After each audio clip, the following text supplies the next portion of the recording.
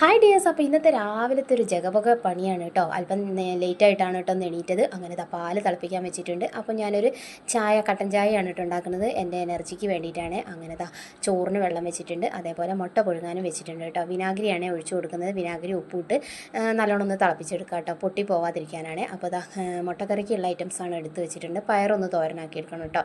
അപ്പോൾ ചോറൊക്കെ ഞാൻ വെന്ത് റൈസ് കുക്കറിൽ ഇറക്കി വെച്ച ശേഷം ഞാൻ ചപ്പാത്തി കുഴയ്ക്കാനുള്ള മാവിന് എടുത്ത് വെച്ചതാണ് കേട്ടോ. വെള്ളം ചൂടാവുന്നുണ്ട്. അങ്ങനെ മുട്ടയും പുഴുങ്ങി റെഡിയാക്കുന്നുണ്ട്. അതിന് ശേഷം ലച്ചു ഇവിടെ സ്നാക്സ് ബോക്സൊക്കെ റെഡിയാക്കി വെക്കുന്നുണ്ട് കേട്ടോ. ഞാൻ പറഞ്ഞിട്ടാണ് ചെയ്തത്, കാരണം വേഗം റെഡിയാക്കിക്കോ എന്ന് പറഞ്ഞിട്ടുണ്ട്, ലേറ്റ് ആയതല്ലേ.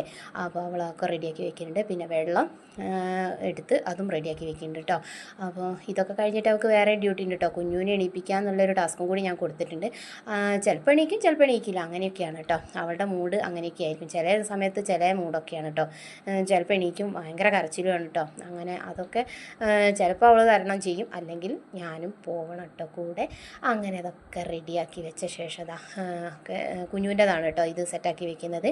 അങ്ങനെ അതൊക്കെ കെട്ടി കിറ്റിലാക്കി വെച്ചിട്ടുണ്ട് കേട്ടോ. അങ്ങനെ പയർ ഞാൻ തോരൻ വെക്കാൻ വെച്ചിട്ടുണ്ട്. അങ്ങനെ ഇതേപോലെ തന്നെ മുട്ടക്കറിക്കുള്ള തേങ്ങ വറുത്ത് വെച്ചിട്ടുണ്ട്. അങ്ങനെ പയർ അവിടെ തോരനായി റെഡിയാക്കിയിട്ടുണ്ട് കേട്ടോ. അങ്ങനെ മുട്ട പുഴുങ്ങി സെറ്റാക്കി വെച്ചിട്ടുണ്ട്. അതേപോലെ തന്നെ അതൊന്ന് കറിയിലേക്ക് ഇട്ടൊന്ന് തിളപ്പിച്ച് റെഡിയാക്കി എടുക്കണം കേട്ടോ.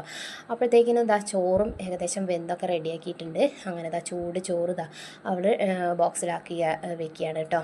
ശേഷം പയർ തോരനൊക്കെ ഇടുന്നുണ്ട്. ദൈവമേ, ഇതൊക്കെ കഴിക്കുമോ ആവോ, ആർക്കറിയാം. കൊണ്ടുപോയി കളയിലായിരിക്കും. കുട്ടികളെല്ലാം കൊണ്ട് അങ്ങനെ കഴിക്കുമോയെന്നും അറിയില്ല കേട്ടോ, എന്തോ അറിയില്ല. അങ്ങനെ അതും റെഡിയാക്കി വെച്ച ശേഷം അതൊക്കെ അവളെ കിറ്റിലാക്കി വെക്കാനുള്ള ശ്രമത്തിലാണ് കേട്ടോ. അങ്ങനെ അതൊക്കെ സെറ്റാക്കിയ ശേഷം കറിയും ഏകദേശം തിളച്ചൊക്കെ റെഡിയായി വന്നിട്ടുണ്ട് കേട്ടോ. അങ്ങനെ മുട്ടക്കറിയും ബോട്ടിലാക്കി അതും സെറ്റാക്കി വെച്ചു. അങ്ങനെ ഇങ്ങനെ ഒരു കവറിലാക്കിയിട്ടാണ് കേട്ടോ ഞാൻ വെച്ച് കൊടുക്കാറുള്ളത്. അല്ലെങ്കിൽ കിറ്റ് നാശാക്കി കൊണ്ടുവരും കേട്ടോ. ഇപ്പോൾ ഈ വലിയതായിട്ടും ഇങ്ങനെ തന്നെയാണ് കേട്ടോ കൊണ്ടുവരാം, ചെറുപ്പത്തിലും ഇങ്ങനെ തന്നെ. അങ്ങനെ ചായയും ചപ്പാത്തിയും മുട്ടക്കറിയും കൂട്ടി ചായ കുടിച്ച് ഇന്നത്തെ വീഡിയോ അവസാനിപ്പിച്ചു.